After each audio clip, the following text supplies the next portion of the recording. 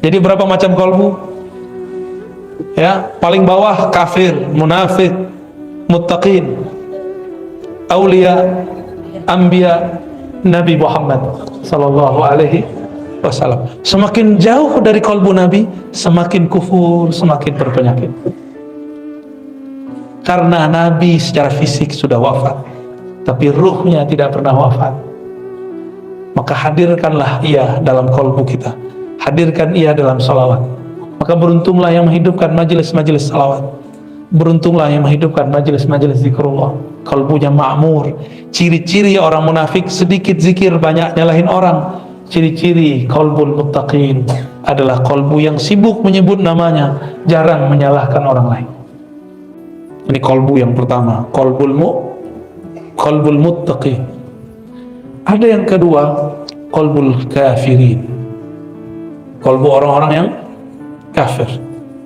Kolbu orang yang kafir ini sawa'un alaihim a'anzartahum am lam tunzirhum la yu'minun. Kolbu dia keras, mau diingatkan sama. Kolbul kafirin, Allah kunci kolbunya, khatamallahu ala qulubihim. Walaupun kita sodorkan ayat kepadanya, kita sodorkan hadis kepadanya, tapi dalam pendengaran mereka, penglihatan, di kolbunya ada ghisyawah, tutupan. Inilah yang membuat mereka tidak dapat menangkap rahasia ayat.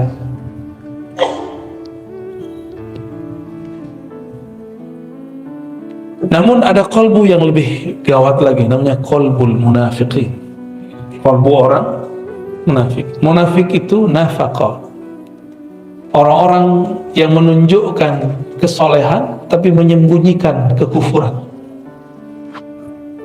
Izhar as-salah wal iman wa ikhfa'ul kufur wal fisq, menyembunyikan kebusukan hatinya, kekufurannya, ingkarnya, menunjukkan kesolehannya. Maka orang begini ketemu orang beriman, yang pertama kelompok muttaqin, usahakan soleh. Nanti ketemu orang-orang kafir pun dia ejek lagi itu orang-orang yang muttaqin. Namun karena mereka ini menyembunyikan kekufuran, sangat sulit untuk mendeteknya, mendeteksi ini orang ini siapa sebenarnya. Disebutkan di dalam Al-Quran bahwa mereka ini mengatakan beriman kepada Allah dan hari akhir, tapi sebenarnya mereka tidak percaya. Berarti lain di mulut, lain di hati. Ini ciri pertama, qalbu munafik. Dan dalam diri kita ada itu semua. Ketika kita takbir, lisan membaca Allahu Akbar, qalbu tidak membesarkan Allah. Ini sudah mulai kena itu. Kepala sujud, tapi hati tidak sujud. Kita semua ya. Qalbu munafiqin, inilah yang perlu kita kenal. Ada nggak karakter itu dalam diri? Sehingga ketika kita mengenal karakter itu, kita dapat mengenal cara kembali kepada Allah Subhanahu wa ta'ala. Inilah cabang dari pengetahuan, man arafa nafsahu faqad arafa rabb. Jadi mengenal diri itu bukan hanya ngomongin diri terdiri, diri terpari, diri terpapar, apalagi itu macam-macam ilmu kajian diri. Bukan itu aja. Mengenal penyakit di dalam diri itu adalah bagian dari ma'rifatun nafs. Mengenal diri. Ada sebenarnya kolbu yang di atas tiga kolbu ini. Kolbul aulia, kolbunya para wali. Apa ciri-ciri kolbu para wali? Salamatu sudurihim, sodornya, dadanya, hatinya selamat daripada penyakit-penyakit kolbu. Enggak hanya itu, dia selamat daripada su'udzan. Tidak hanya itu, selamat dari syak. Ini kolbu para wali, dan di dalamnya berisi tentang berlian-berlian ma'rifatullah, mengenal Allah Subhanahu wa ta'ala. Maka para aulia itu di kolbunya ada kitab.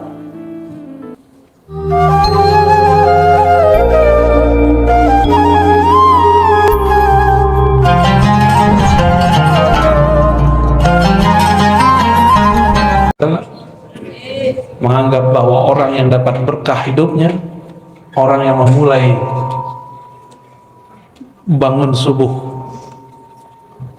yang mulai dengan berjamaah di masjid, itu keberkahan yang berlipat. Semoga yang hadir pagi ini diberkahi oleh Allah SWT. Saya yakin yang hadir ini punya pekerjaan nanti, ya, tapi menyempatkan pagi hari sebelum bekerja untuk mengisi kalbunya. Insya Allah ini pertanda kalbunya hidup. Semoga ini juga pertanda kalbunya sehat. Kalbu itu di dalam Al-Quran dibagi 3. Ada kalbu muttaqin, hudal lil muttaqin. Ini kalbu yang di dalamnya ada hidayah. Kalbu seperti ini tidak ada keraguan kepada Alkitab dan Sunnah,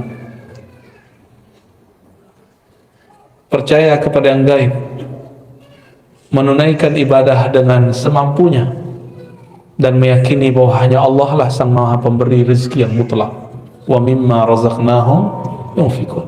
Rezeki itu jatahnya sudah ada, tinggal mau jemput. Dan cara menjemputnya tentu beda-beda. Ada orang yang menjemputnya berangkat pagi pulang sore, ada yang cuma duduk-duduk di rumah, duitnya ngalir terus. Ada yang harus banting tulang, badan sudah hancur tapi tidak kunjung juga dapat, ya, karena cara dia menjemputnya tidak sesuai. Saya doakan apapun keadaan kita, semoga itu dalam berkah dari Allah SWT. Keberkahan itu hanya diyakini oleh orang-orang yang muttaqin, yang percaya dan hatinya ada nur yakin.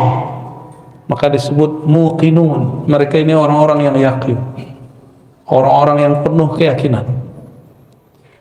Ini disebut qalbul muttaqin. Qalbu apa? Qalbu ini qalbu yang sehat. Makanannya qalbu itu Quran. Isi Quran hudal linnas, hidayah. Bukan lip sync, bukan gaya-gayaan, mau sholat diputer, itu namanya cuma ingat-ingetin. Bukan mushaf itu saja dibawa kemana-mana, bukan. Tapi ketika dia menghayati isinya. Maka jangan terlalu nafsu baca Quran. Baca Quran itu dengan ketenangan kalbu. Baca Quran jangan nafsu, cepat-cepat khatam. Membacanya penuh dengan penghayatan, ya. Semoga di masjid ini nanti ada majelis tafsir Quran berdasarkan kitab-kitab yang sahih, kitab-kitab yang ditulis oleh para ulama ahli tafsir. Nggak usah banyak-banyak, 1 ayat 2 ayat, tapi jalan terus. Karena mengatakan makommu nanti di surga adalah di akhir ayat yang kau baca dan pelajari. Nanti kita terakhir bacanya apa, disitulah makom terakhirnya, ya. Percaya nggak tuh? Percaya, ya. Apa kata Allah? Irqi, naiklah kamu. Makomnya naik terus, 1 ayat beda dengan orang di samping, itu udah ibarat langit 1 dengan langit 2. Makomnya sangat jauh sekali. Ini kalbu yang pertama, qalbul muttaqin. Ada yang kedua, qalbul kafirin. Kalbu orang-orang yang kafir.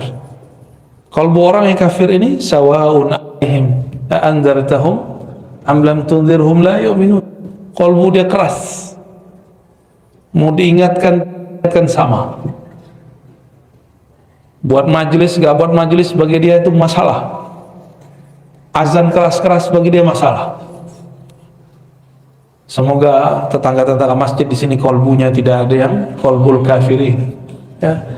Malah senang kalau di depan rumahnya banyak berjejer mobil, motor. Ketika orang ramai ke masjid, dia rela ketika pintu pagarnya tertutup. Itu orang qalbu pertama, bukan qalbu yang kedua. Qalbul kafirin, Allah kunci kalbunya, khatamallahu ala qulubihim. Walaupun kita sodorkan ayat kepadanya, kita sodorkan hadis kepadanya, tapi dalam pendengaran mereka, penglihatan, di kalbunya ada ghisyawah, tutupan. Inilah yang membuat mereka tidak dapat menang rahasia ayat.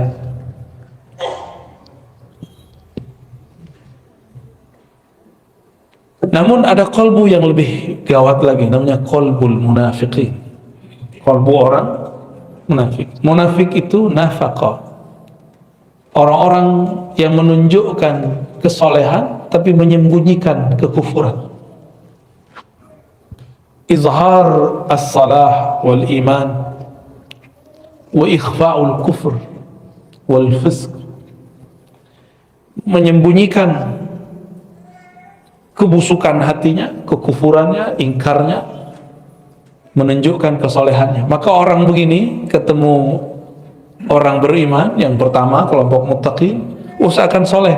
Nanti ketemu orang-orang kafir pun dia ejek lagi, itu orang-orang yang muttaqin.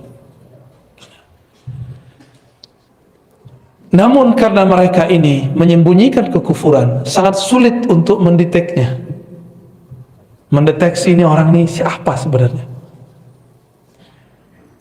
Disebutkan di dalam Al-Quran bahwa mereka ini mengatakan beriman kepada Allah dan hari akhir, tapi sebenarnya mereka tidak punya. Berarti lain di mulut, lain di hati. Ini ciri pertama, qalbu munafik. Dan dalam diri kita ada itu semua. Ketika kita takbir, lisan membaca Allahu Akbar, qalbu tidak membesarkan Allah. Ini sudah mulai kena itu. Kepala sujud, tapi hati tidak sujud. Kita semua ya, benar. Baca subhana rabbil azim wa bihamdi, tapi tidak mentakzim Allah. Baca subhana rabbil a'la wa bihamdi, tapi tidak Allah subhanahu wa ta'ala. Allah nggak perlu disuci-sucikan. Persepsi kita tentang Allah yang perlu disucikan, ya. Mereka ini yukhadi'un, mereka ini mencoba menipu Allah dan orang-orang beriman. Dikira kalau berpenampilan yang saleh, berkalam-kalam yang Arabik, ya, ke Arab-Araban, berpenampilan seperti ahli salat, bisa menipu orang beriman, bisa menipu Allah subhanahu wa ta'ala. Ini orang sibuk dengan penampilan, nggak sibuk dengan yang di dalam batinnya. Inilah nasib orang-orang munafik, disebut qalbul munafiqin. Qalbu munafik itu dikatakan dalam Al-Quran, fi qulubihim marad, di qalbu mereka ada penyakit-penyakit. Ayat ini menunjukkan bahwa penyakit itu tidak hanya yang zahir, penyakit pala. Kalau bapak ibu ini penyakit kantong, ya, ngomong sama dia duit aja isi otaknya. Apa kabar? Apa kabar? Ah, dompet kurang. Omongannya duit. Kapan ngomongin Allah? Ada lagi ngomonginnya kawin. Kapan membicarakan Allah subhanahu wa ta'ala? Maka disebutkan dalam ayat lain, wala yazkurunallaha illa qalila. Munafik itu kalbunya tidak ingat, tidak sebut Allah kecuali sedikit. Penampilan soleh, tapi kalau ngomong bunuh ke politik, kebencian isinya. Enggak ingat Allah subhanahu wa ta'ala. Mereka lah yang merusak dulu, merusak di zaman Rasulullah sallallahu alaihi wasallam. Mereka tidak punya tempat di sisi Rasul sallallahu alaihi wasallam. Maka mereka membuat masjid baru, tandingan masjid Nabi, masjid dirar, masjid yang ingin merusak barisan umat Islam, masjid tandingan. Tapi ketika mereka makar, Allah pun bermakar, karena makar itu dibuat oleh hamba Allah. Si hamba tunduk kepada Allah subhanahu wa ta'ala. Ketika mereka makar, apa yang terjadi? Allah pun menyusun skenario sendiri. Tiba-tiba Rasulullah mengirim Ibnu Malik untuk nyamar jadi orang munafik. Satu kali Nabi SAW diundang oleh beberapa sahabat untuk makan di rumahnya. Ketika giliran sampai di seorang sahabat, Nabi diminta sholat di rumahnya. Ternyata ini rumah baru diresmikan. Itulah dalil kalau kita baru naik rumah, diundang ulama, guru ngaji, sholat di situ, sholat sunnah kah atau sholat apapun, itu bukan bid'ah ya. Nggak tahu, tanya aja dalilnya, jangan bilang bid'ah mulu ya. Apa istilah orang sini? Kalau rumah baru kita huni itu apa? Naik rumah ya? Bener. Samalah dengan istilah kampung saya. Makanlah Nabi SAW di sana. Selesai makan, ngobrol. Tahu-tahu Nabi nanya, Aina fulan, Aina ibn Malik, mana si Malik? Berkatalah sahabat Nabi yang lain, wahai Rasulullah, itu si Malik munafik. Dia masuk wajahnya wajah munafik. Masa dia hadir di Masjid Dirar, kira-kira begitu. Apa kata baginda Nabi SAW? Pada pelit selawat ya, dari tadi saya ngetes, itu cuma ada yang selawat. Selawat dong Pak, ya. Antum nanti panggil-panggil Nabi, Nabi cuekin karena nggak pernah selawat di dunia. Sebut nama Nabi lewat aja, bengong aja. Udah sadar belum? Masih dalam tidur ya? Masih tidur? Wudhu lagi. Nabi Sallallahu Alaihi Wasallam ketika beliau bertanya, di mana Malik ibn Malik? Jawaban para sahabat radhiyallahu taala anhum, dia munafik wahai Rasulullah. Lalu Nabi SAW mengatakan, jangan kamu katakan dia munafik. Kenapa? Li'annahu, karena dia berkata la ilaha illallah Muhammadur Rasulullah. Dari kolbunya dia baca. Jadi Nabi ini melarang orang kalau sudah syahadat terus kita tuduh, itu dilarang. Cuma karena beda masjid, apalagi beda partai, apalagi nanti beda coblosan, itu nggak ada urusan antara munafik dan tidak munafik. Di partai manapun ada orang munafik, ada orang mukmin, ada mukhlis, ada yang bermuka 3, bermuka 2, ada yang muka 1, ada lengkap semua.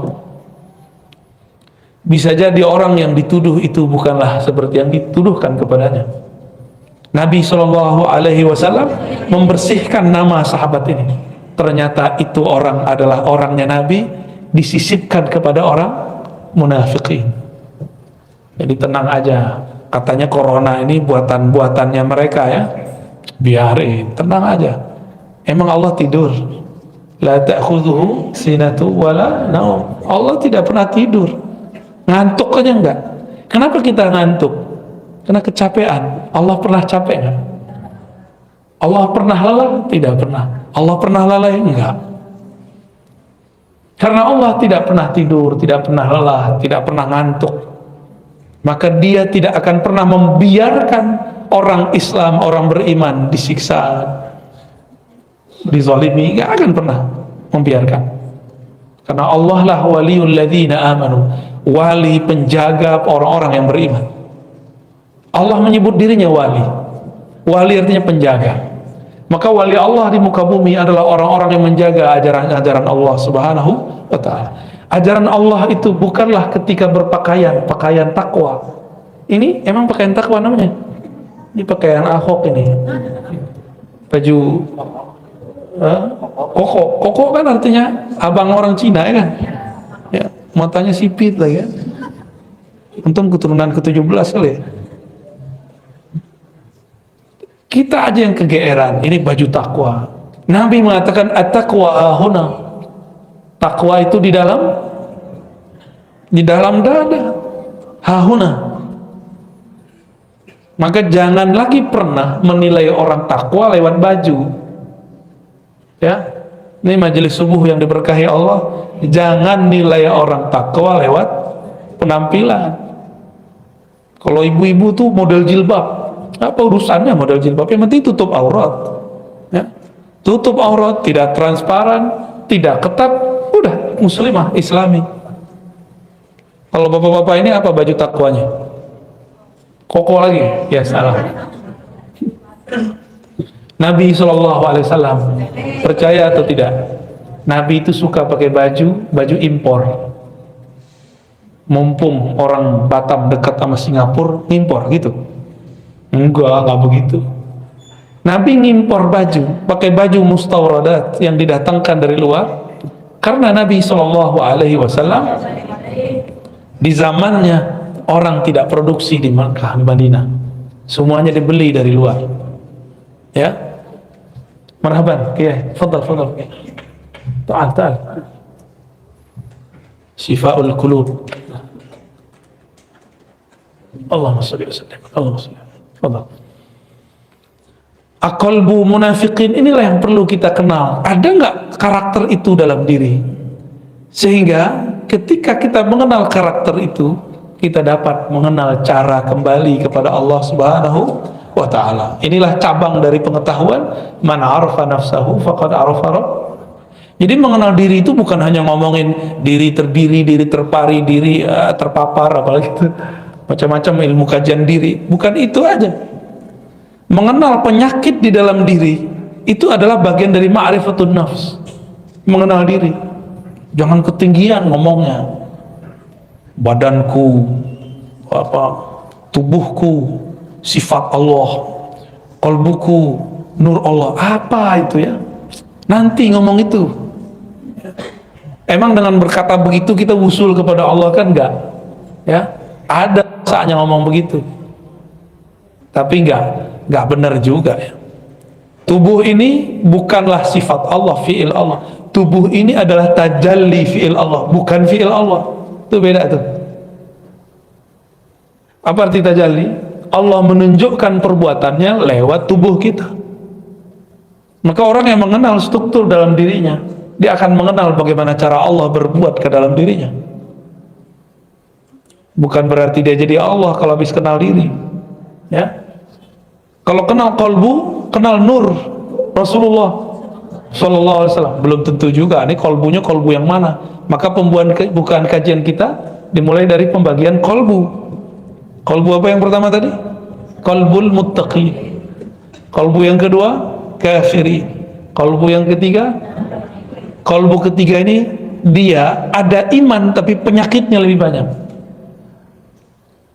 Karena penyakitnya di dalam dada, yang mengerti cuma ahlus sudur, ahli dada, ahli rohani. Tidak semua guru ngaji, guru ustadz itu ahli qalbu. Ada yang cuma dapat ijazah fikih. Fikih ngurusin ilmu hukum. Ada yang cuma gelar LC, MA, doktor, itu urusan akal. Ustadz begini ditanya mengenai ilmu qalbu. Apa kata dia? Bid'ah. Karena dia nggak ngerti, dia bilang bid'ah. Berarti qalbu dia lebih bermasalah lagi. Kenapa? Tidak boleh seseorang yang tidak punya ilmu terhadap sesuatu berkomentar terhadap barang itu. Saya nggak ngerti ilmu kedokteran, boleh nggak saya berfatwa tentang kedokteran? Boleh nggak seorang dokter pemikiran Islam mendiagnosa penyakit seorang? Mendoakan boleh, mendiagnosa jangan. Saya mau tanya, dokter itu berapa tahun dia kuliah? 4 tahun. Koasnya berapa tahun? 2 tahun. 6 tahun baru jadi pakar ilmu penyakit zahir. Dan itu pun belum spesialis. Baru umum. Sama ustadz, kalau belajar agamanya baru yang zahir-zahir doang. Ya dia cuma pakar ilmu yang zahir. Jangan menjawab perkara yang batin. Ini ada orang nggak pernah ngaji tasawuf, ditanya mengenai tasawuf, apa kata dia? Oh jangan belajar tasawuf, gila ntar. Tetangga saya belajar tasawuf, gila. Tuh berarti kasat mata yang dihitung. Terus untuk apa dia belajar selama ini? Dan percuma dia belajar selama ini. Ada nggak orang kerja terus diberhentiin, apa namanya itu, di PHK, stres? Ada nggak? Ada nggak orang kapok bekerja? Kenapa orang nggak kapok bekerja? Lebih banyak orang stres karena di PHK daripada belajar zikir. Karena syaitan tidak pernah diam jika ada hamba Allah ingin belajar tentang Allah. Nggak mau syaitan diam. Makanya guru-guru ngaji, guru-guru tasawuf, guru-guru mursyid tidak akan dibiarkan oleh syaitan, kecuali dia akan membisikkan wali-walinya, wali-wali syaitan, untuk ikut menyerang ahli-ahli tasawuf itu. Maka ciri-ciri tentara syaitan adalah menyerang ahli zikir, menyerang mursyid-mursyid yang bersanad thariqatnya kepada Rasulullah Sallallahu Alaihi Wasallam. Karena hanya itulah cara menjauhkan umat dari pewaris-pewaris Rasulullah Sallallahu Alaihi Wasallam. Syaitan itu nyata atau tidak? Tampak nggak? Tampak tidak, nyata iya. tampak tidak nyata. Iya. Apa kerjaan syaitan? Yuwaswisu. Apa arti yuwaswisu? Membuat waswas. Yuwaswis bahasa Arabnya itu kata kerja yang sedang, akan, dan selalu. Jadi syaitan itu gak akan pernah diem untuk membuat suuzonnya umat lewat lisan-lisan dai-dai yang juhala, yang jahil. Bukan dai ilallah, dia dai kepada dirinya, bukan dai ilallah, supaya umat jauh daripada ma'rifatullah, mengenal Allah subhanahu wa ta'ala. Apa ciri-cirinya? Mereka menghina kajian-kajian ma'rifatun nafs, menghina kajian mengenal diri, karena pintu satu-satunya mengenal Allah hanyalah mengenal diri. Saya mau tanya Bapak Ibu, sholat di tengah rumput, di tengah hutan, dengan di masjid, khusyukan mana?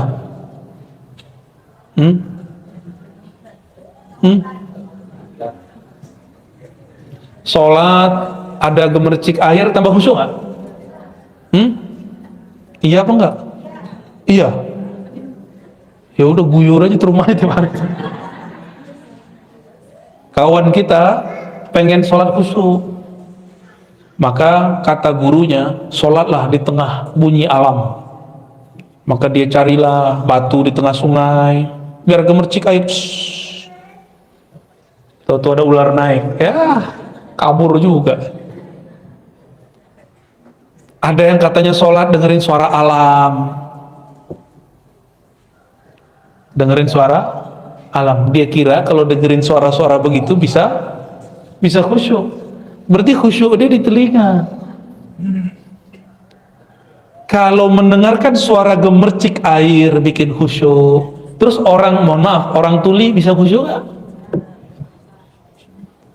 Mikir kalau berfatwa ya. Nggak tahu jalan khusyuk, tanya kepada orang yang khusyuk. Khusyuk itu mata tertunduk ke tempat sujud, kepala tersungkur, ya, menyentuh lantai. Zahirnya tuh, kolbunya kemana? Kolbunya menghadap kepada yang membolak-balik kolbu. Allah bertempat gak? Enggak butuh tempat. Tempat yang butuh Allah. Allah tidak memerlukan tempat. Semua tempat ini memerlukan Allah subhanahu wa ta'ala. Lalu bagaimana menghadapkan kolbu kepada Allah? Hadapkanlah kolbumu ke dalam kolbumu, mulai memandang ke dalam diri. Saya sebut Allah atau tidak? Jangan sibuk lagi membicarakan orang. Ini kajian tazkiyatun nafs, kajian penyucian jiwa, tapi isinya nyala-nyalain orang. Kajian tasawuf tapi membid'ahkan thariqat orang. Kajian zikir-zikir tapi membid'ahkan zikir orang yang berbeda. Katanya kajian tazkiyatun nafs. Tazkiyah artinya menyucikan diri, bukan nyalahin orang lain. Itu dua hal yang berbeda. Akibat tidak mau menyebutnya dengan istilah tasawuf, ya. Jadi nggak usah malu ya para ustadz, kajian kita kajian tasawuf sebut istilah tasawuf, karena tasawuf itu seperempat dari ajaran agama ini. Pertama bab akidah, yang kedua bab al-Islam tentang fikih, yang ketiga bab tasawuf, yang terakhir bab akhir zaman. Tapi jangan salah guru juga tuh akhir zaman. Kalau nggak beres yang nomor tiga ini jadi cocok logi, karena galau, kolbunya nggak selamat. Udah berapa kolbu kita? 3. Orang kolbu munafik ini wajahnya terlalu banyak,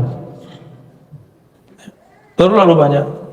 Datang ke orang beriman, dia ngaku beriman. Datang ke kelompok A, seakan-akan dia kelompok A. Nanti ketemu yang nggak percaya kepada Allah, oh dia ejek-ejekin tuh orang beriman, kawan-kawannya. Ah, saya itu kalau ke masjid itu nggak enak sama tetangga. Nanti kalau dilihat sama tetangganya, kok kamu duduk sama orang itu? Ya, jaga persahabatan. Selalu bermanis-manis mulut. Orang-orang munafik itu diajak buat baik, apa kata dia? Oh, kami lebih baik. Innama nahnu muslihun, kami udah duluan daripada ente, ya. Diajak beriman, dia bilang, ah, orang beriman tuh orang bodoh itu. nih mukanya banyak, mukanya terlalu banyak. Bapak Ibu yang melakukan Allah, jangan banyak muka. Muka kita cukup satu menghadap kepada Allah Subhanahu wa taala. Wajjahtu wajhiya lilladzi fattara as-samawati wal ard. Aku hadapkan wajah. Wajah itu adalah sesuatu yang menghadap. Maka disebut ini wajah. Padahal ini bukan wajah sebenarnya. Wajah yang sebenarnya bukan ini. Wajah itu ada di kolbu. Kolbu itulah yang menghadap kepada Allah Subhanahu wa ta'ala. Ada sebenarnya kolbu yang di atas 3 kolbu ini. Kolbul aulia, kolbunya para wali. Apa ciri-ciri kolbu para wali? Salamatu sudurihim, sodornya, dadanya, hatinya selamat daripada penyakit-penyakit kolbu. Enggak hanya itu, dia selamat daripada su'udzon. Tidak hanya itu, selamat dari syak.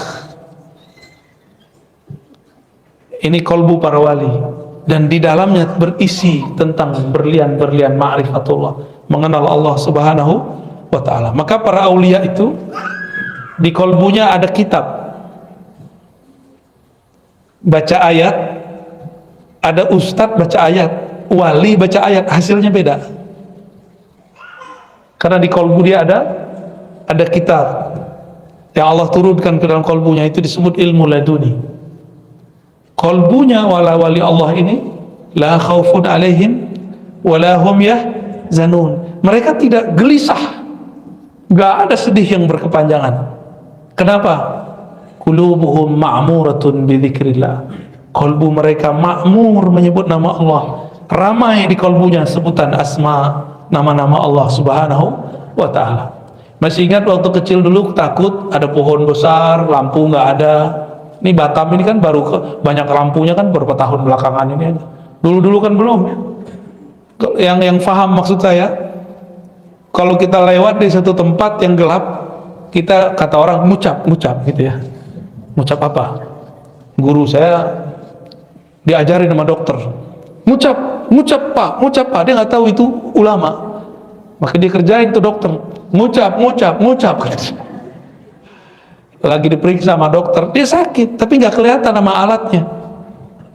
Saya sakit dokter. Ngucap pak, udah tua nggak mau ngucap katanya. Maka dia bilang ngucap. Itu ulama. Dokter ini nggak tahu yang dipegang ini seorang mursyid, guru ahli zikir, guru saya Abu Ya Hasan Basri namanya.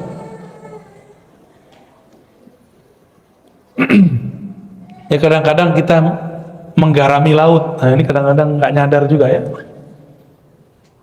Di depan saya laut apa nih? Kolam. Jangan comberan. Bapak Ibu yang berkat Allah, ada qalbul aulia, ada juga qalbul anbiya, qalbu para nabi. Qalbu para nabi, jika para wali di dalamnya ada zikrullah, ada ilham dari Allah, maka para nabi di dalamnya ada ma'rifat kenabian, wahyu. Maka setinggi apapun wali, dia tetap di bawah seorang nabi. Gak ada wali yang lebih tinggi daripada nabi. Para nabi itu pun masih ada lagi kolbu Nabi Muhammad, itulah yang paling tinggi. Jadi berapa macam kolbu? Ya, paling bawah kafir, munafik, muttaqin, aulia, anbiya, Nabi Muhammad sallallahu alaihi wasallam. Semakin jauh dari kolbu Nabi, semakin kufur, semakin berpenyakit. Karena Nabi secara fisik sudah wafat, tapi ruhnya tidak pernah wafat. Maka hadirkanlah ia dalam kolbu kita, hadirkan ia dalam salawat. Maka beruntunglah yang menghidupkan majelis-majelis salawat, beruntunglah yang menghidupkan majelis-majelis zikrullah. Kolbunya ma'mur. Ciri-ciri orang munafik, sedikit zikir, banyak nyalahin orang. Ciri-ciri kolbul muttaqin adalah kolbu yang sibuk menyebut namanya, jarang menyalahkan orang lain. Maka ada kajian munafikin, hati-hati. Dia pakai branding nama Rasul, hati-hati. Sunnah Rasul, hati-hati. Tugasnya mereka cuma nyalahin orang beriman, mecah belah umat. Nah jangan sampai ini kemudian kita salah ambil. Semoga ke depan umat tambah dewasa, tambah mengerti mana yang disebut nutrisi kolbu, mana yang akan merusak kolbu, ya, mana yang akan menyembuhkan kolbu, syifa, mana yang menjadi halak, ya, menghancurkan kolbunya. Allahumma amin ya rabbal alamin. Gimana Pak? Udah.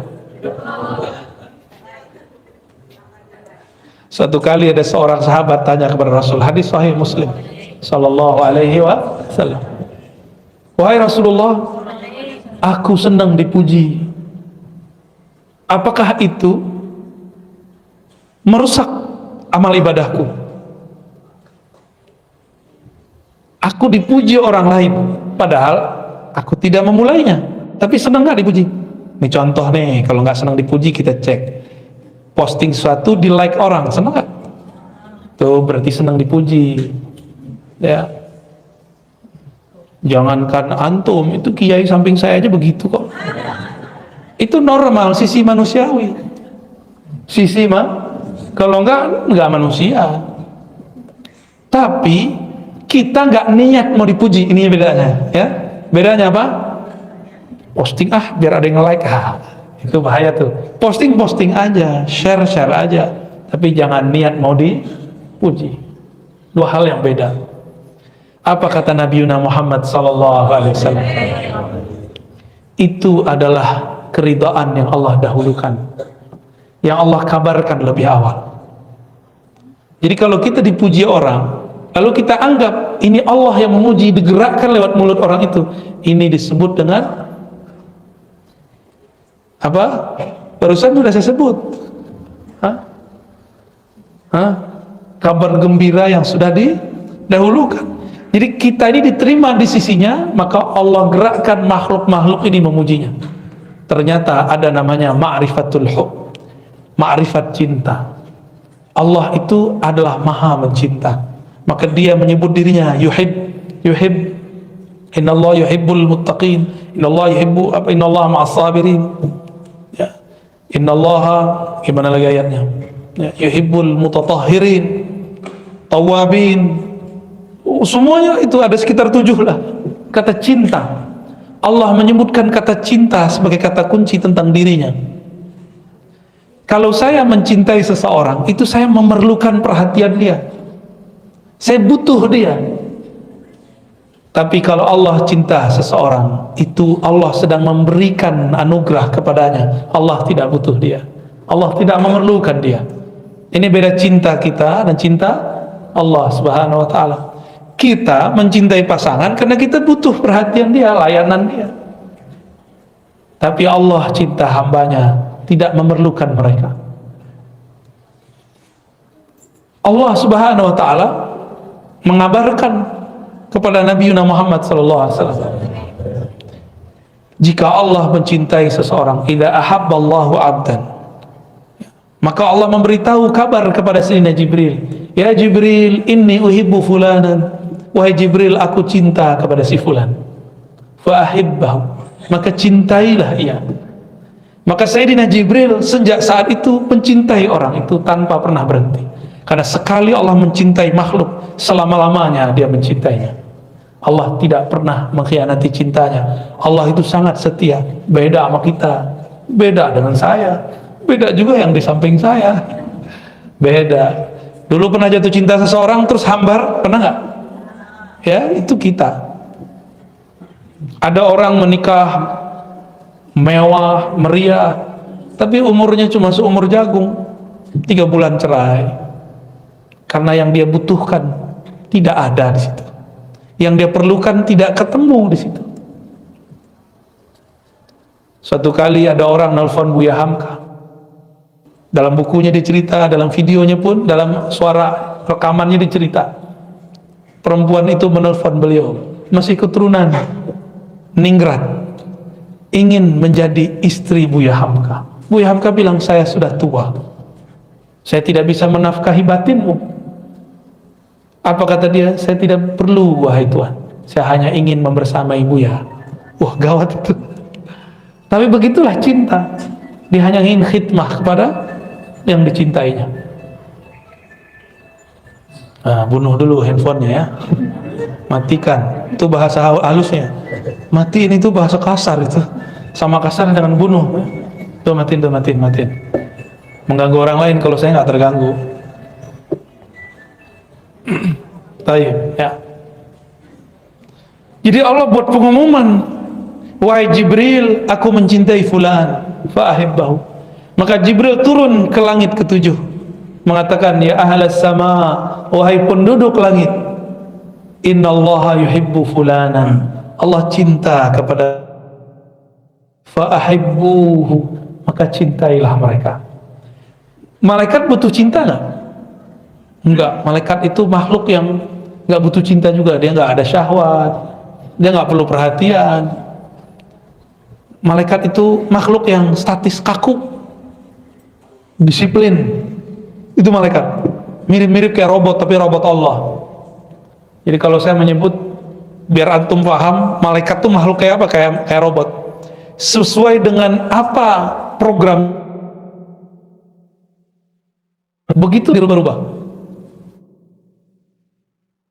Semua malaikat dari langit ke-7, langit ke-6, sampai ke langit, ini uhibbu fulan, aku cinta kepada fulan karena Allah cinta kepadanya. Inilah yang disebut viral di langit, ya, terkenal di langit. Nggak sembarangan itu.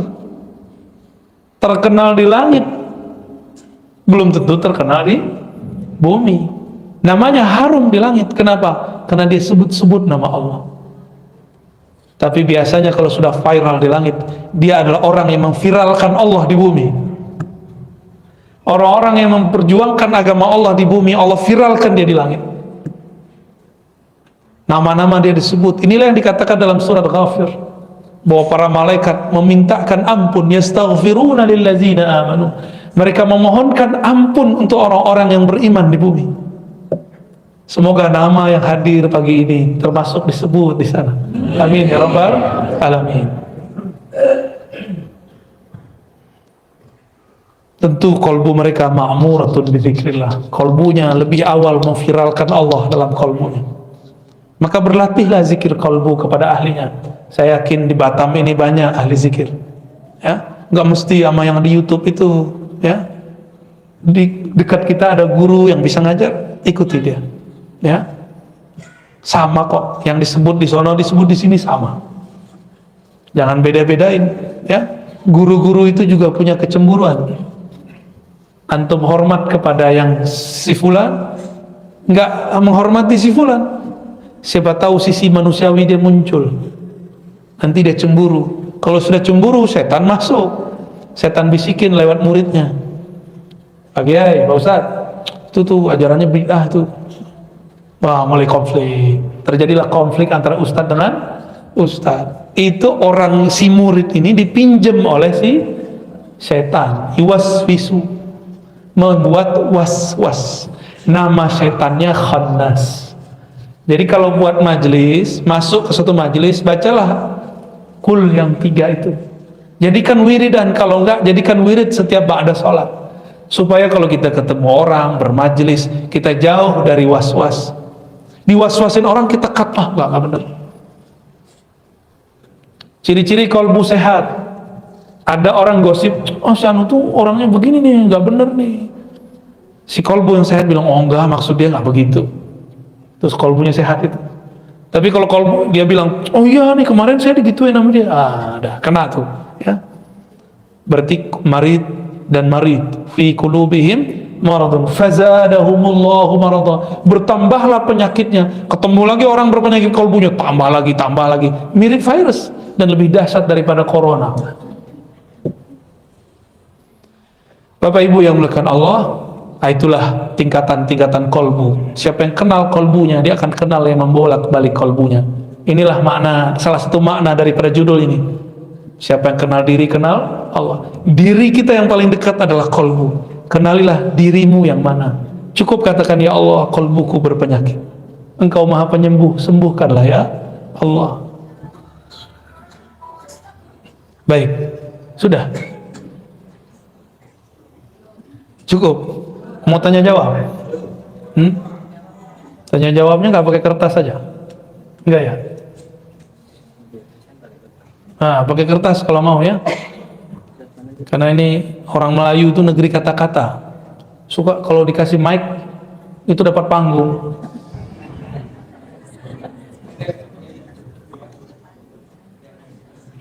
Nah, silakan ditulis. Yang ditanyakan yang penting-penting, yang nggak penting nggak usah ditanyakan ya.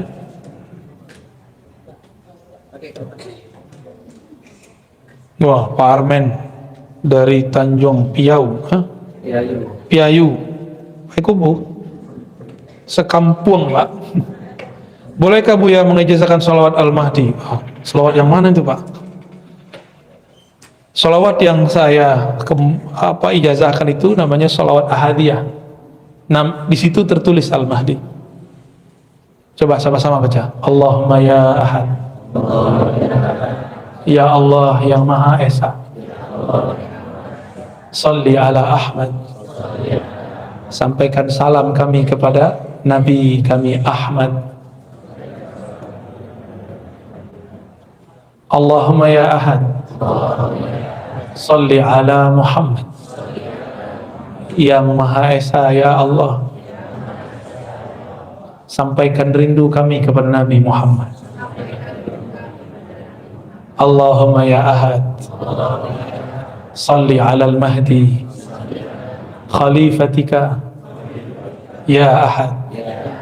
Ya Allah ya Maha Esa, sampaikan salam kami, rahmat Engkau kepada Imam akhir zaman, Al-Imam Al-Mahdi, Khalifah Engkau, wahai yang Maha Ahad. Saya ijazahkan siapapun yang mengamalkan itu ya. Afdolnya pagi diamalkan 100, kalau tidak ya 10, kalau enggak ya sekali. Karena itu peta ma'rifat akhir zaman. Kenapa dimulai dari Ahad Ahmad, Ahad Muhammad, Ahad Al-Mahdi? Karena yang ada di kolbunya Nabi SAW mengenai ilmu ma'rifatullah Al-Ahad. Yang ada di kolbu Nabi ilmu tentang Ahmad, yang ada di kolbu Al-Mahdi ilmu tentang Ahad dan Muhammad sallallahu alaihi wasallam. Maka Al-Mahdi nanti itu obrolannya nggak jauh-jauh daripada ilmu mengenal Ahad, mengenal Ahmad, mengenal Muhammad sallallahu alaihi. Itu aja ciri. Jadi ciri-cirinya bukan hidung mancung, jibat apa? Langsung tutup hidung dia. Emang antum hidungnya mancung? Kalau di hadis hidungnya mancung, jidatnya lebar. Itu setelah diislah, kelihatan semuanya. Sebelum diislah, betapa banyak zuriat Nabi hidungnya mancung, jidatnya lebar. Yang enggak zuriat Nabi juga banyak. Ada orang datang ke saya ngaku Imam Mahdi, cuma karena jidatnya lebar, hidungnya agak mancungan dikit. Tapi kalau saya hitung-hitung dari samping mancungan saya juga sih ya. Langsung kita ngomong, ente kalau standar Mahdi itu ke jidat lebar, hidung mancung, mancungan habaib, mancungan orang Arab, mancungan orang-orang Eropa. Hadis itu kan riwayat ahli hadis. Ahli hadis hanya meriwayatkan yang empirik. Apa arti empirik? Yang zahir-zahir. Yang meriwayatkan di balik itu siapa? Itu ulama yang takut kepada Allah, al-arifuna billah, ahli ma'rifat. Mereka yang ngerti siapa Al-Mahdi. Ada lagi yang datang, dia bilang ke saya bukan ulama, tapi kalau ustadz nggak ngerti tentang Mahdi tanya saya. Ya salam. Yang ustadz siapa ya? Yang ngerti Al-Mahdi siapa? Ada yang ngomong gitu. Hebat nggak tuh? Ya, cuma lewat mimpi-mimpi doang dia percaya Al-Mahdi. Apakah zikir Allah atau hu boleh diamalkan tanpa talqin dari guru? Nggak boleh, harus pakai guru. Zikir Allah itu zikir sudah zikir, kalau versi kedokteran harus dengan resep dokter. Kalau nggak pakai dosis dari dokter takut overdosis. Dan saya sudah banyak ketemu lancang ngamalin zikrullah tapi nggak lewat ahlullah. Maling namanya, nyuri ilmu lewat YouTube. Dulu jangankan lewat YouTube, orang ngaji dalam masjid kita nguping lewat jendela, itu haram diamalkan, nggak boleh. Itu nyuri namanya. Hadir, harus hadir. Karena yang diberkahi itu orang yang hadir. Orang yang hadir itu dia sudah menghancurkan egonya. Ya, kayak Kiai ini kan udah menghancurkan egonya, duduk di bawah saya itu udah hancur egonya sudah. Tapi setan bilang lagi, ente hebat, ego mau bisa diatur. Setan itu dia berbintang-bintang. Ada setan ego. Ada setan kalau ego sudah hancur dia muncul lagi, itu bintangnya 3 tuh. Nah, dia masuk ke dalam sir. Dia pelototin terus. Hati ya, hati-hati. Makanya disebut hati-hati ya. Jadi jangan coba-coba amalkan zikir itu tanpa bimbingan seorang mursyid. Khawatir salah dosis. Jangan-jangan yang gila-gila itu dia pernah ngamalin lewat buku. Bener Pak ya? Kalau pengalaman saya di kampung dulu, itu banyak yang bunuh diri. Bukan banyak, ada satu bunuh diri. Tiba-tiba dia terjun ke jurang, stres. Sebenarnya stres karena pekerjaannya nggak ada, pelarian ke torikot. Torikotnya tidak menyembuhkan karena torikotnya tidak, gurunya nggak memperhatiin dia. Yang diajarkan zikir standar. Nggak puas, galau, terjun masuk ke tebing, mati. Apa kata orang? Oh dia sesat karena masuk torikot, dia gila. Bukan, dia tuh stres karena pekerjaannya, melarikan diri ke torikot. Ada adik kelas saya kuliah di kampus. Di kampus itu lagi ketat-ketatnya, ada dosen yang ketat dalam buat proposal tesis. Stres dia, stres melarikan diri belajar torikot. Ternyata dalam stresnya dia sudah gila. Diajarin torikot tambah gila. Hilangin dulu stresnya baru belajar torikot. Ya, makanya mohon maaf kepada yang minta talqin, saya tidak pernah mengobrol talqin. Ngaji aja dulu sehingga muncul kesadaran batin yang dahsyat, baru ditalkin. Nggak penting talkin kalau belum beres isi kepalanya. Ya, jadi jangan minta talkin pakai nafsu. Ya, baru sekali ketemu minta talkin. Ya, kecuali kiainya bolehin. Kalau saya enggak. Yang saya dapat dari dulu nggak begitu. Saya ngaji dulu lama-lama, baru saya talkin. Sehingga betul-betul kalimah itu masuk ke dalam kolbu karena kesadaran, bukan karena ikut-ikutan. Orang nangis kita nangis, enggak. Orang zikir kita zikir, enggak. Karena ada kesadaran itu dalam diri baru kita baca. Apa yang dimaksud Nur Muhammad? Ini bukan Nur Muhammad nama orang ya. Nur Muhammad sebenarnya, Nur Muhammad itu saya jelaskan apa sebenarnya Nur Muhammad. Allah Ahad, menghembuskan hembusan pertamanya disebut dengan Ahmad. Maka bernamalah Ahmad itu Ruhullah, ruh hembusannya Allah Subhanahu wa ta'ala. Udah paham? Yang nggak ikut nggak dapat bagian berarti ya. Ruhullah itu memancarkan cahaya, cahayanya disebut dengan Nur Muhammad. Ada yang saya lagi pulang kampung di debat, dia nggak bisa bedain antara ruh dan nur, pakai hadis palsu lagi. Awal yang diciptakan Allah adalah nur nabimu wahai Jabir. Itu kan hadis nggak sahih, nggak usah pakai hadis itu. Kita ada hadis yang lebih sahih. Nur itu adalah ruh, ya salam. Nur ya nur, ruh ya ruh. Nggak ngerti nanya, jangan debat dulu. Ini udah debat aja ya. Naik lagi tangannya begini ya. Oh berarti yang nanya itu bukan sisi nurnya, tapi zulmaniyah dalam dirinya.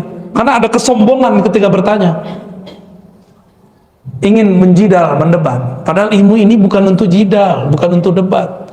Ilmu ini peta jalan pulang kepada Allah Subhanahu wa ta'ala. Nggak ngerti beda nur sama ruh udah berani debat. Ya salam. Selama ini kan kajian orang sampai di Nur Muhammad, nggak ada yang sampai kepada Ruhullah, Ahmad Ruhullah, nggak ada.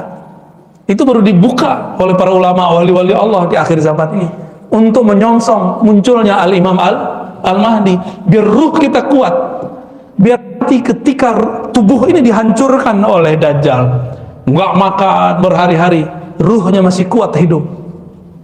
Ini baru paceklik, udah nyalahin ini, nyalahin itu, ya. Pandemi yang disalahin siapa? Berarti kita ini ada karakter iblis, suka nyalah-nyalahin orang. Suka nyalah-nyalahin orang tuh karakter iblis tuh, hati-hati. Jalan macet yang disalahin wali kota, ya kan? Ya. Ada aja ya. Nur Muhammad itu memancar daripada ruh Ahmad, jumlahnya 124.000. Makanya jumlah para nabi berapa? Ini bukan cocok logi ya, ilmunya begitu. Kenapa muncul dalam hadis jumlah nabi itu 124.000? Itu semua adalah percikan pancaran daripada Nur Ahmad, disebut Nur Muhammadiyah, Nur Nabi Muhammad Sallallahu Alaihi Wasallam. Nur itu sudah ada sebelum Nabi Adam ada. Makanya Nabi mengatakan, aku sudah diangkat jadi Nabi, sedangkan Adam baru tanah, belum dicipta. Jauh sebelum itu aku sudah dicipta, ribuan tahun sebelum Nabi Adam. Nama beliau saat itu Ahmad. Maka Ahmad itu nama ruhnya Nabi. Nabi itu punya nama ruh, itu Ahmad. Maka Ruhullah Isa mengabarkan, inni mubashirun bi rasuli ya'ti min ba'di ismuhu Ahmad, surat Shaf ayat 6. Aku Ruhullah mengabarkan sang sumber ruh, yaitu Ahmad, akan datang di akhir zaman. Datangnya pakai nama baru, namanya Muhammad. Apa yang beda Ahmad dengan Muhammad? Ada mim depan, ada tasdid. Nah, itu sirnya. Ya, Muhammad. Itu tasdid kedua, itulah diturunkan jadi Al-Mahdi. Mimnya itu mim Al-Mahdi. Itu namanya ilmu huruf. Ilmu huruf itu bukan cocok logi. Emang dari sononya sudah begitu.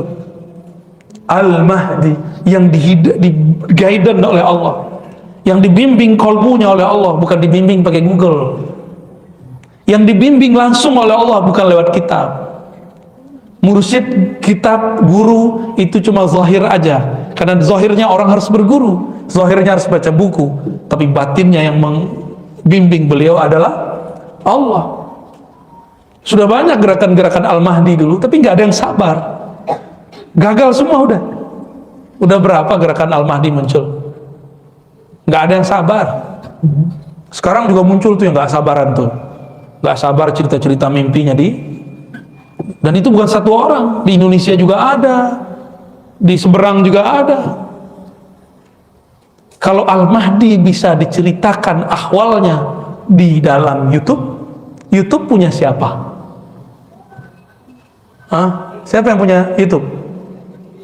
Tuh, udah tahu jawabannya?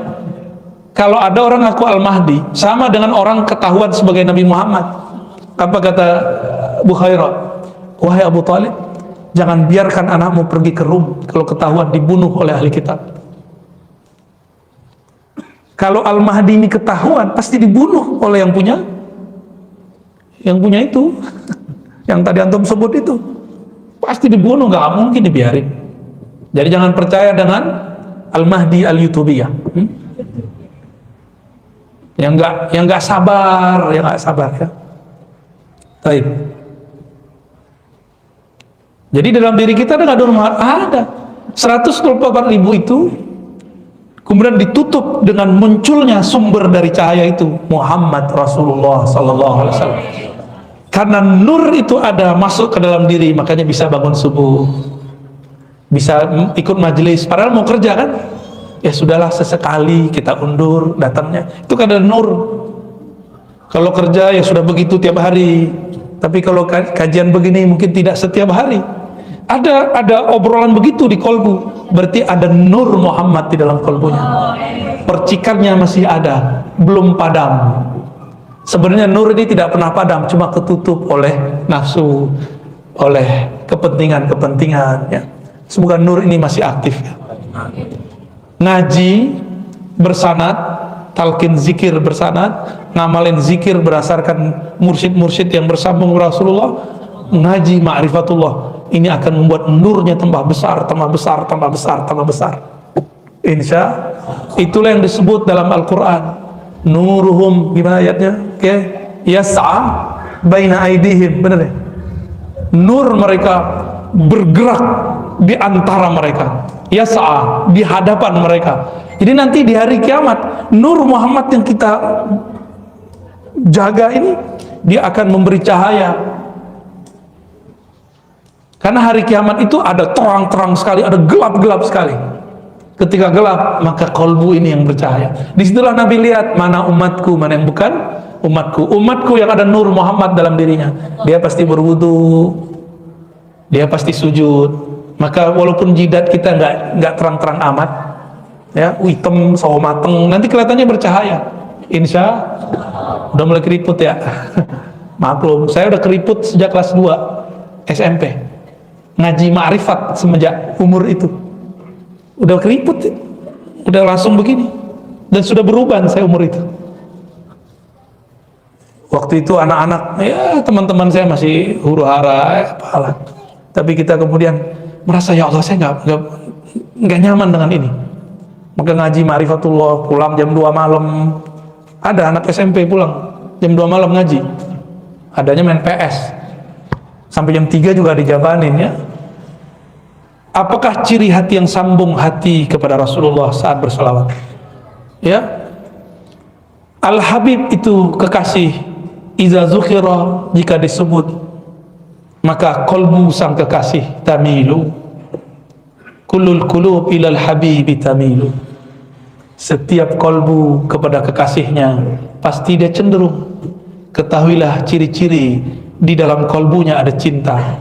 Jika disebut namanya, maka berkaca-kacalah matanya, merindinglah bulu romanya, berdesirlah jantungnya. Jauh pun dia kejar, dekat pun dia pertahankan. Itulah ciri-ciri orang sudah cinta. Cinta kepada Rasulullah Sallallahu Alaihi Wasallam. Rasulullah itu masih punya pewaris, nasabnya dan ulama-ulamanya. Maka sambutlah mereka. Itulah dasarnya kenapa kita kalau ada ulama datang kita sambut dengan mahalul, ya. Bukan karena dia, tapi karena yang membuat dia seperti itu siapa? Rasulullah SAW. Kata Rasulullah, ahibbu ahla baiti hubban li, cintai hormati keturunanku, pewarisku. Ada 2 tuh, keturunan, pewaris. Itu makna ahla bait, nasabnya, lalu pewaris ilmunya. Mereka disebut ahlu baitin Nabi dalam ilmu hakikat, ya. Mereka datang, kita hormat bukan karena mereka, tapi hubban li, karena kalian ta'zim, cinta kepadaku. Karena ada nur ilmu Nabi pada diri mereka, kita hormat kepada mereka. Bukan karena pakai rida begini, pakai selendang begini, bukan. Bukan karena pakai kopiah Buya Hamka ini. Bukan kopiah Luhut ini, kopiah Buya Hamka. Kok kemana-mana perginya? Udah ya? Oh, ada lagi satu lagi terakhir. Ruhul Jihad. Ini namanya apa nih? Namanya Ruhul Jihad. Masya Allah. Minta ijazah ilmu-ilmu yang disampaikan yang ada di YouTube agar musalsal. Sahih, bagus. Emang begitu, kalau orang sudah dapat ilmu, udah baca buku, ingin diminta diridhokan, dihalalkan ilmunya. Dengan ini siapapun yang hadir, saya izinkan untuk menikmati, menyerap, mengamalkan kajian-kajian yang ada di YouTube, tapi dari channel yang resmi. Kalau yang lain saya nggak tahu, dipotong-potong, ya. Ya, saya sebenarnya nggak punya channel, belum punya channel. Banyak yang ngajak, ayo buat dong official Ar-Razi Hasim. Takut nanti saya tamak sama duit YouTube. Takutnya begitu, tapi udah banyak yang ngajak. Nanti kita lihatlah kalau ada perubahan-perubahan, kalau perlu dibuat kita buat. Tapi selama ini yang kita izinkan, ya, mahasiswa-mahasiswa saya, santri-santri itu ada di Ribat Nauraniyah. Ada juga Cafe Rumi, ya. Ya, Ribat Nauraniyah, ya. Sengaja namanya nggak mudah-mudah, biar yang dapat itu memang orang-orang yang serius nyari, ya. Kita nggak butuh-butuh amat sama follower, viewer, nggak. Kita cuma pengen cek orang tertarik kajian ma'rifat berapa orang sih. Ternyata di akhir zaman tambah banyak, ya. Beberapa ada yang saya izinkan, ya. Ada beberapa yang Bapak Ibu tonton tuh, beberapa saya izinkan. Yang dengan syarat jangan potong yang berlebihan, jangan ngasih quote-quote, kata-kata thumbnail yang aneh-aneh. Di luar itu nggak jaminan saya, ya.